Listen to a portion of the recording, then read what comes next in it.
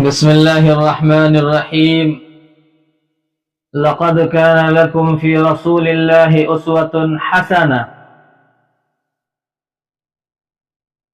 اللہ کا شکر ادا کیجئے کہ ہمارے پاس اپنا معاشرہ ہے، اپنا کلچر ہے. زندگی کے ہر شعبہ میں ہمارے آقا جناب محمد الرسول اللہ صلی اللہ علیہ وسلم کی مبارک اور نورانی سنتیں ہیں.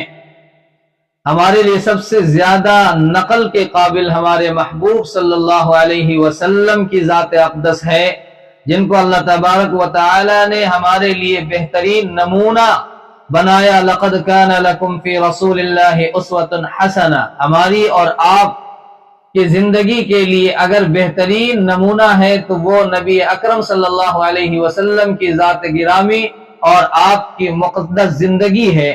اس لیے ہمیں کسی سے دوستی کرنے اور ان کی نقل اتارنے کی ضرورت نہیں ہے.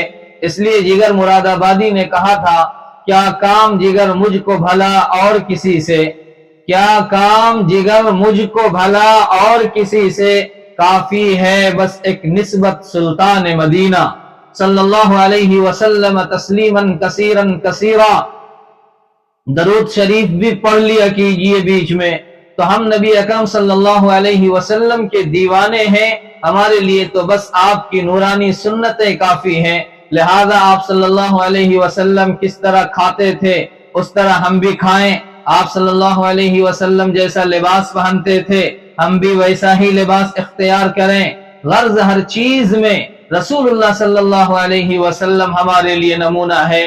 لہذا میرے ساتھیوں، ہم حضور اکرم صلی اللہ علیہ وسلم کی سنت کو اختیار کریں، آپ کے جیسا طرز زندگی اختیار کریں. آپ صلی اللہ علیہ وسلم کو اپنے لیے نمونہ بنائیں. یہ سنت کے راستے ہیں اور آپ کو جنت تک پہنچائیں گے.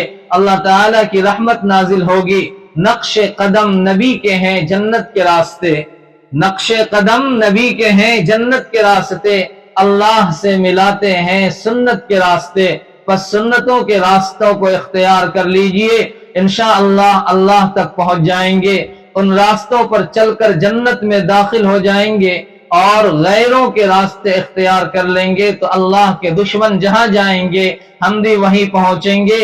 ان پر اللہ کا غضب نازل ہوگا، اللہ کی ناراضگی ہوگی. ہم نے ان کی مشابہت اختیار کی، ان کے جیسی زندگی گزاری تو ہم سے بھی اللہ ناراض ہوں گے. سوچنے اور غور کرنے کا موقع ہے. ابھی اللہ نے ہمیں موقع دے رکھا ہے، زندگی ہے.